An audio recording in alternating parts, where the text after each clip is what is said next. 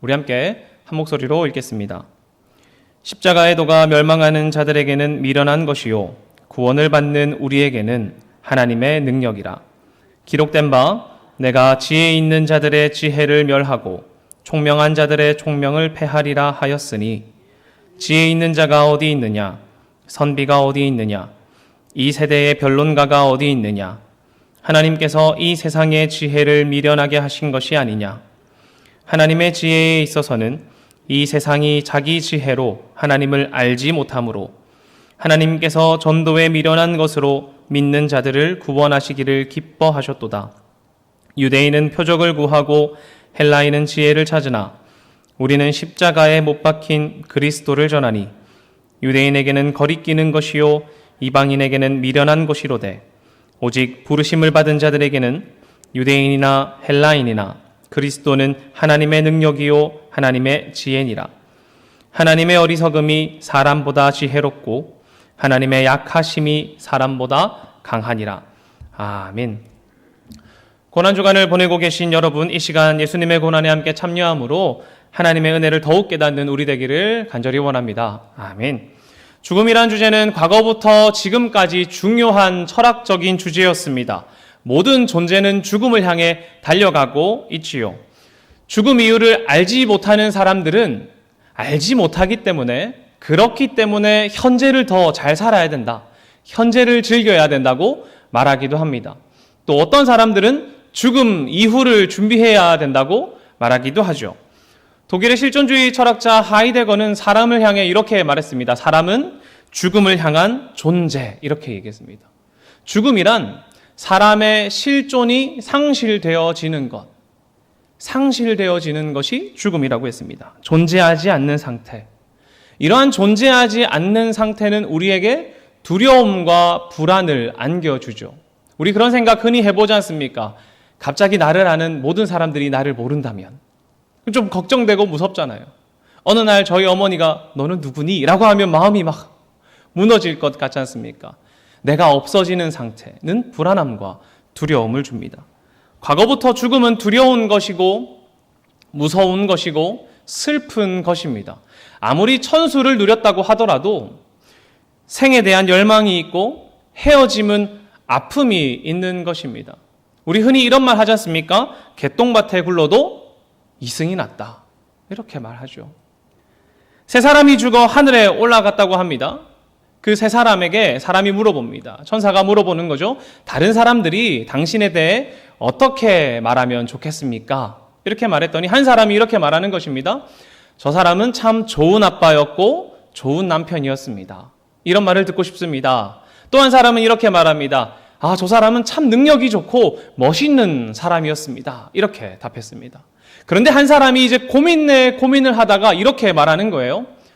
제가 죽었을 때 제 주변에 있는 사람들이 이렇게 말하면 좋겠습니다. 저 사람 움직인다, 이렇게 말하는 거예요. 사람이 죽어서도 죽고 싶지 않은 게 사람이라는 것이죠. 왜 그럴까요? 왜 우리는 죽음에 대해 두려워하고 걱정할까요? 많은 이유가 있겠지만 자신이 지금까지 이룩해 놓은 것, 성취, 성공, 가정 등등의 수많은 것들을 놓고 싶지 않기 때문이라고 저는 또 생각합니다. 내가 지금까지 쌓아놓은 것, 내가 이룩한 것이 얼마나 소중하겠습니까? 그러나 모든 존재는 죽음을 피할 수 없다는 것을 우리는 잘 알고 있습니다. 그 어떤 것도 죽음을 피할 수 없죠. 죽음은 편작도 어떻게 할 수 없다라는 말이 있습니다. 아무리 최고의 명이라고 할지라도 죽음 앞에서는 무력하다는 것이죠. 죽음 앞에 우리는 무력합니다. 우리는 죽음을 받아들일 수밖에 없습니다. 아무리 부자라고 할지라도, 아무리 능력이 좋다고 할지라도 죽음 이후에는 힘을 상실하는 것이 당연한 것입니다. 돈이 아무리 많아도 죽고 나면 돈을 쓸 수가 없지요. 아무리 능력이 좋다고 하더라도 죽고 나면 그 능력을 발휘할 수 없습니다. 그런데 기독교는 이러한 죽음에, 사람들이 끝이라고 말하는 죽음에 근간을 두고 있습니다. 누구의 죽음입니까? 예수 그리스도의 죽음에 우리는 근간을 두고 있다는 것입니다. 기독교에서 가장 중요한 인물을 한 명을 꼽으라면 누구이겠습니까? 당연히 예수 그리스도입니다. 예수님이 우리 교회의 가장 중요한 분이십니다. 그런데 그 교회가 예수님의 죽음에 근본을 두고 있다는 것입니다. 심지어는 예수님의 죽음이 기독교에서 차지하는 비중이 가장 크기도 할 것입니다. 또 다른 사람들은 이렇게 말하죠. 예수님의 죽음을 통해 우리의 신앙을 점검하기도 합니다.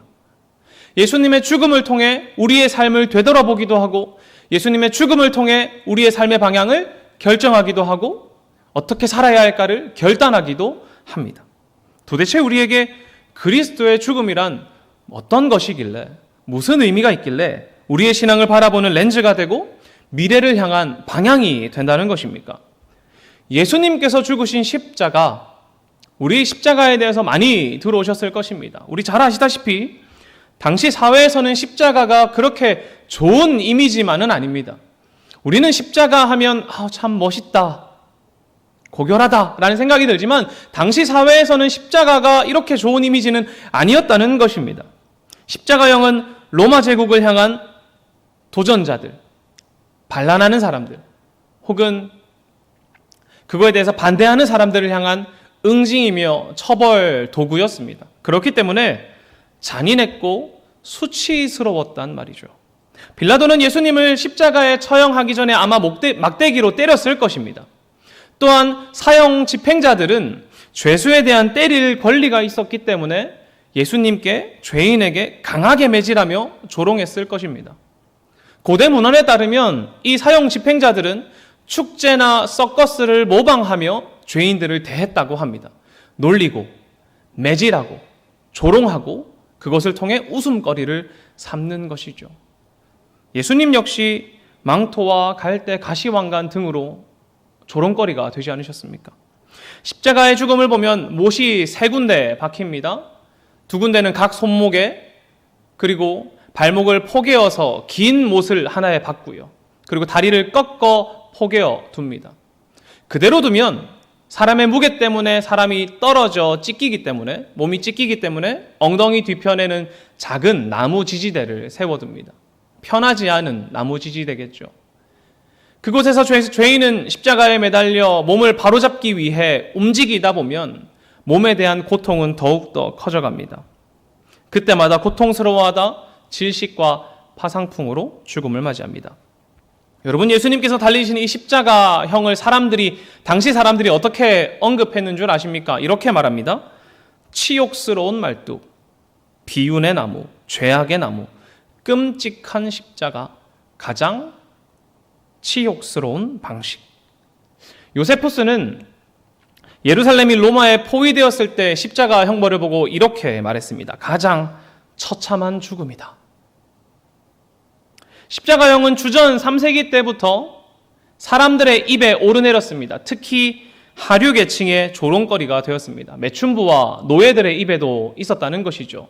어떤 방식이었냐면 욕설과 저주의 방식이었습니다. 이렇게 하는 거죠. 저 십자가에 매달을 놈, 가서 십자가에 매달려 죽어라. 이런 식으로 말입니다. 여러분, 잔인하죠? 수치스럽지 않습니까? 이러한 잔인함과 수치스러움을 통해 로마는 과연 무슨 이야기를 하고 싶었을까요? 사람들 앞에 십자가를 세워두고 그것을 보면서 어떤 마음을 느끼길 원했겠냔 말입니다. 아마 로마가 하고 싶었던 이야기는 이것일 것입니다. 우리에게 도전하지 마. 우리에게 반란하지 마. 우리에게 반란하면 너희도 저렇게 된다. 이렇게 말하는 도구였습니다. 십자가는 로마 앞에 굴복하고 엎드리라, 사람들을 침묵하게 만드는 침묵의 도구였습니다. 로마 시대의 사람들에게 십자가는 치욕의 상징이었으며 저주였습니다. 그런데 오늘 바울이 고린도 교회에게 어떻게 말하고 있습니까? 십자가의 도가 우리에게 능력이고 우리는 십자가를 자랑한다. 이렇게 말하죠. 우리 18절과 23절인데 함께 한번 읽어보겠습니다. 십자가의 도가 멸망하는 자들에게는 미련한 것이요 구원을 받는 우리에게는 하나님의 능력이라.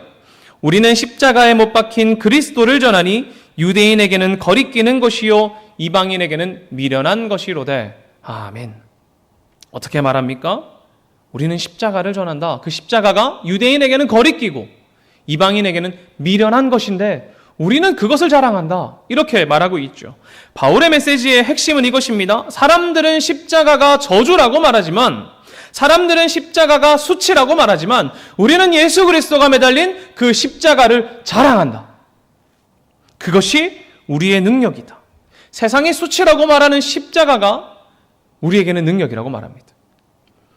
그 십자가를 통해 교회는 오히려 목소리를 낸다고 말합니다. 세상의 십자가를 통해 저항하는 사람들의 목소리를 짓누르고 지우려고 하지만 교회는 예수 그리스도를 쫓아가는 우리는 그 십자가를 자랑한다. 이렇게 말하는 것입니다. 왜 그럴까요? 도대체 예수님께서 달리신 그 십자가가 무엇이길래 세상 사람들의 관점과 다르게 그 십자가를 자랑하는 것입니까? 로마의 십자가가 수치라면 그리스도의 십자가는 순종입니다. 죽기까지 순종하신 하나님의 사랑의 실천이란 말이죠. 그런데 이 죽음을, 예수님의 죽음을 수동적인 것으로만 이해하지 않았으면 좋겠습니다. 오히려 우리를 향한 예수님의 적극적인 순종 그리고 고난으로 한번 보길 원합니다. 예수님은 종교 지도자들과 로마 정치인들에 의해서 살인을 당하신 거죠. 예수님은 죄가 없으셨으나 권력에 의해 죽임을 당했었습니다. 하지만 예수님은 자신의 죽음을 통해 우리를 건지시겠다는 의지가 분명하셨습니다. 그는 참 인간이셨기 때문에 분명 두려웠을 것입니다. 그러나 하나님의 뜻을 자신의 두려움보다 더욱 앞세우셨죠. 마가복음 14장 36절은 이렇게 말합니다. 이르시되 아빠 아버지여, 아버지께서는 모든 것이 가능하오니 이 잔을 내게서 옮기시옵소서. 그러나 나의 원대로 마옵시고 아버지의 원대로 하옵소서 하시고. 아멘. 두려우니 무서우니 이 잔을 옮겨 주시옵소서. 그러나 나의 원대로 마시고 아버지의 뜻대로 하여 주시옵소서. 예수님은 자신의 두려움보다 하나님의 뜻대로 자신을 이끄시길 원하십니다. 그것이 바로 비록 십자가의 죽음이라도 할지 말입니다. 예수님은 자신의 두려움보다 우리를 구하시고자 하는 마음이 더욱 앞섰습니다. 우리는 흔히 예수님을 양으로 비유하죠. 끌려가 죽임 당하기 때문입니다. 양은 끌려가 죽임을 당합니다. 그러나 그 죽음은 수동적이죠. 양이 내가 우리 주인의 죄를 위해서 가서 얼른 죽어줘야겠어, 이런 마음을 가졌을까요? 아니란 말이죠. 그 양은 주인에 의해 수동적으로 죽임당합니다. 물론 예수님도 끌려가 죽임을 당하지만 그 예수님 안에는 하나님의 계획에 능동적이며 적극적인 마음이 있었다는 것입니다. 비록 십자가로 수치를 당하고 고통을 당하고 환난을 당하더라도 나는 하나님의 뜻에 순종하길 원합니다. 그것이 비록 십자가로 죽는다고 할지라도 말이죠. 그는 자신이 할 수 있는 모든 것을 다해 하나님의 뜻에 순종하고자 했습니다. 그 순종이 무엇입니까? 십자가 죽음이고 십자가의 사랑입니다. 십자가의 고통과 수치에 대해서도 예수님은 침묵하셨습니다. 인내하셨고 견디셨단 말입니다. 왜 그러셨습니까? 이 고난의 길을 지나 우리를 건지시겠다는 하나님의 뜻에 예수님께서 적극적으로 대하셨기 때문입니다. 그리고 예수님 역시 이 고난의 길을 지나 우리를 건지시겠다는 사랑이 분명하기 때문입니다. 예수님께서 십자가에 달리셨을 때 어떻게 외치셨습니까? 누가복음에 보면 이렇게 말합니다. 23장 34절입니다. 이에 예수께서 이르시되 아버지 저들을 사하여 주시옵소서. 저들이 하는 것을 알지 못함이니이다 하시더라. 아멘. 예수님은 생명이 꺼져가는 그 순간에도 우리를 위해 기도하고 계십니다. 우리를 위해 용서의 외침을 부르짖고 계십니다. 죄 없는 자신을 고발하고 조롱하고 매질하고 못 받고 있는 사람들을 위해 예수님은 용서를 구하시죠. 이러한 예수님의 죽으심, 그 예수님의 죽으심이 뜻하는 것, 그것의 목적은 무엇일까요? 예수님의 죽으심은 우리의 변화를 촉구합니다. 하나님께서 죽으시면서 우리에게 원하는 것이 예수님께서 죽으셨기 때문에 우리는 가서 슬퍼하고 무기력하게 주저앉고 마음이 깨어지고 그대로 슬픈 인생을 살아가는 것일까요? 아니요. 예수님께서 저렇게 죽으신 후 우리가 울며 각자의 자리로 돌아가 이전과 같이 예수님을 추억하며 그때 예수님 참 좋으셨지, 그때 참 가르치셨는데 참 안타깝다, 마음이 아프다, 내가 돌아보니 마음이 참 슬프구나, 이렇게 살기를 바라실까요? 아니요. 저는 그렇게 생각하지 않습니다. 만약에 그랬다면 디베레옷으로 돌아간 제자들을 찾으러 가지 않으셨겠지요. 하지만 예수님은 찾아가셨습니다. 왜 그러셨습니까? 예수님은 우리가 어떻게 변하길 원하시겠냐는 말입니다. 아마 예수님을 죽이고자 했다면 몰래 죽이는 것이 좀 더 편했을 거예요. 그렇지 않을까요? 그때 당시에는 길에 CCTV도 없고 경비병이 엄청 많은 것도 아니지 않습니까? 저희 동네에 가면, 저희 동네가 이제 할머니 할아버지가 꽤 많이 사는 동네이기 때문에 그 경찰분들께서 순찰을 매일 하십니다. 또 감사하게도 저희 집에서 한 20m도 떨어지지 않은 곳에 늘 계세요. 마음이 늘 평안합니다, 제가. 여러분, 이때 당시에 그랬을까요? 아니요. 예수님을 아마 죽이고자 했다면 몰래 가서 퓨 하고 죽이거나 독살을 하거나 암살을 하는 게 좀 더 편했을 겁니다. 그런데 예수님은 그렇게 죽지 않고 어떻게 돌아가셨나요? 수치를 당하며 돌아가셨죠. 로마의 지도자들과 종교 지도자들은 예수님을 십자가에 못 박음으로써 무엇을 원했겠습니까? 어떤 것을 원했겠습니까? 그냥 예수님 죽는 거요? 아니요. 다른 것이 더 있을 것입니다. 바로 예수님의 흔적 자체를 지우는 것입니다. 십자가에 예수님을 못 박음으로 예수 그리스도를 향한 사랑, 예수님의 가르침이 울려 퍼지는 그 모든 것을 침묵시키고자 했다는 것입니다. 보아라. 예수 그리스도가 십자가에 죽었다. 너희가 예수님을 사랑하고 예수님을 따라가고 그의 가르침을 이 땅 가운데 전하면 너희도 이렇게 될 것이다. 조용히 해. 이렇게 말입니다.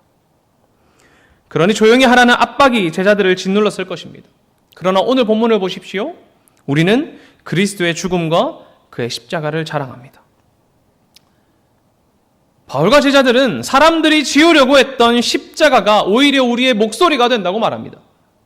우리의 목소리는 십자가에 뿌리 박고 있습니다. 세상이 짓눌러도, 세상의 강함이, 세상의 억압이 우리를 사로잡아도, 세상이 보기에는 수치이고 연약함의 상징인 십자가일지라도 그 사랑을 경험하고 예수 그리스도의 사랑에 동참하고 그 사랑을 함께 걸어가는 우리에게는 이 십자가가 자랑이 된다고 말합니다. 예수님께서 원하시는 모습은 세상이 누르는 십자가, 억압의 십자가, 그리스도의 흔적을 지우려는 폭력의 십자가 앞에서도 용서와 사랑을 외치신 예수님처럼 우리 역시 그 말씀에 힘입어, 그리고 그 사랑에 힘입어 사랑이 드러나는 그리스도인으로 살아가는 것을 원하신다는 것입니다. 그가 죽으시면서 우리에게 바라는 모습은 골방에 들어가 혼자 슬퍼하고 과거의 추억을 떠올리면서 안타까워하는 것이 아니라 예수 그리스도가 살아가신 그 적극성에 따라 우리도 변혁된 삶을 살아가는 것을 원하신다는 것이죠. 제가 좋아하는 찬양 가사 중에 이런 게 있습니다. 주님은 사랑, 우리는 그 사랑의 표현. 한번 같이 해봤으면 좋겠습니다. 주님은 사랑, 우리는 그 사랑의 표현. 해볼까요? 시작! 주님은 사랑, 우리는 그 사랑의 표현. 아멘. 맞습니다. 주님은 사랑이십니다. 어떤 사랑입니까? 우리를 위해 십자가에 달리신 사랑입니다. 우리는 어떤 표현입니까? 십자가 사랑의 표현입니다. 그러니 우리가 자랑할 것이 무엇이겠습니까? 십자가 사랑을 자랑하는 것이 당연한 것입니다. 그러니 우리가 자랑할 것이 무엇이겠습니까? 십자가 사랑을 살아가는 나의 삶을 자랑하는 것입니다. 세상은 우리를 위해서 짓눌러 침묵시키려 합니다. 십자가 사랑은 우리를 아래에서 변혁시켜 우리를 바꾸고 세상을 바꾸는 힘이 있습니다. 세상은 우리에게 조용히 하라 말하지만 그리스도의 십자가는 우리의 마음을 바꾸고 삶을 바꾸어 세상을 바꿉니다. 예수님께서 원하시는 모습이 이것 아니겠습니까? 예수님을 따라 살아가는 우리가 우리의 삶을 바꾸고 이 세상을 바꾸어 나가는 것. 그러기 위해 우리는 십자가 사랑을 따라가야 합니다. 십자가의 사랑을 살아야 합니다. 여러분, 그렇다면 또 하나의 질문이 생깁니다. 그러면 십자가 사랑은 무엇입니까? 십자가의 사랑이라는 것이 무엇이냐 말입니다. 바로 희생입니다. 희생. 희생은 하나님께 바침으로 그 바친 것을 거룩하게 성스럽게 만든다는 뜻을 가지고 있습니다.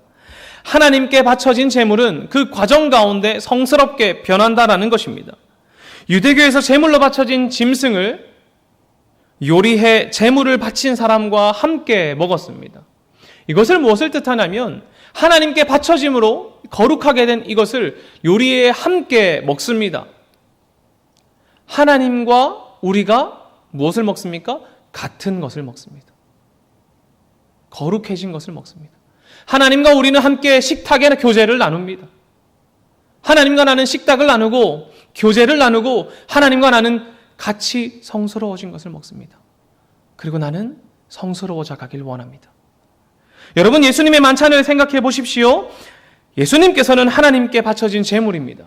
그리고 그는 자신의 살과 피를 우리에게 먹게 함으로 성찬을 나눔으로 하나님과 우리가 함께 식사하게, 교제하게 만듭니다. 그리스도를 나누는 것이죠. 그러므로 우리가 자랑할 것이 무엇이겠습니까? 나 이런 힘이 있어, 나 이런 권력이 있어, 나 이런 능력이 있어, 이것이 아니라 나는 그리스도의 살과 피를 취했단다. 내 안에 그리스도가 살아 계십니다. 이것이 우리가 자랑해야 할 것입니다. 재물이 많은 것, 힘이 많은 것이 아니라 오히려 예수님의 발걸음을 쫓아 자신의 사랑, 자신의 삶을 희생하며 살아가는, 거룩히 살아가는 우리의 삶. 우리는 그것을 자랑해야 할 것입니다. 우리가 십자가의 사랑을 쫓아 살아가 거룩한 삶을 살아간다면 우리와 함께하는 사람, 우리를 보고 있는 사람, 나로 인해 그리스도를 만난 사람 또한 거룩함을 나누게 될 것입니다. 그러나 여러분, 십자가를 알아도, 십자가의 사랑을 경험해도 그 희생하며 사는 것이 사실 잘 안 됩니다. 그렇지 않습니까? 우리 간단하게 말해서 먹는 거 좋아합니다. 저는 맛있는 거 남으면 그 큰 것과 작은 것 중에 큰 게 먹고 싶습니다. 여러분 안 그런가요? 다들 큰 거를 다 상대방에게 드리고 작은 거 드십니까? 괜히 큰 게 좀 먹고 싶습니다. 이 작은 것 하나도 저는 제가 더 갖고 싶습니다. 제가 우리 중동부 아이들에게 말하는 것이 있습니다. 아침에 김밥 같은 거 살 때 2개 사라. 그리고 친구들한테 나눠줘라. 과자 먹을 때 너가 덜고 봉지채 나눠줘라. 근데 사실 잘 안 됩니다. 왜요? 좀 더 제가 갖고 싶으니까요. 좀 더 제가 먹고 싶으니까요. 희생하는 거 쉽지 않습니다. 오늘 본문에 고린도는 갈등이 있었습니다. 고린도 교회는 믿는 사람들의 모임이었으나 여전히 세상의 기준이 그들을 지배하고 있었습니다. 우월한 지위 확보를 위한 경쟁력도 있었고요. 성취욕도 있었고요. 당시에는 후견인 제도라고 해서 강한 사람이 나의 후견인이면 나 또한 그 영향력 아래에 들어가는 그런 문화도 있었습니다. 그러니 강한 후견인을 갖고 싶어하는 마음들도 있었습니다. 근데 이것이 교회에도 그대로 드러나는 겁니다. 강한 사람들과 약한 자들 사이에 갈등도 일어나고요. 게바파와 아볼로파, 그리스도파와 바울파, 각자 서로의 유능한 리더들을 대면서 누가 더 재능이 있는지, 누가 더 유능한지 마치 후견인처럼 느껴지지 않습니까? 나의 백그라운드가 아볼로야. 이런 느낌처럼 말이죠. 이러한 모습은 세상의 모습과 다를 바 없었습니다.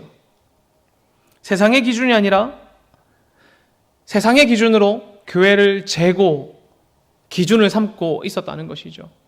바울은 말합니다. 고린도 여러분, 세상의 기준이 아니라 십자가의 기준으로 서로를 바라보십시오.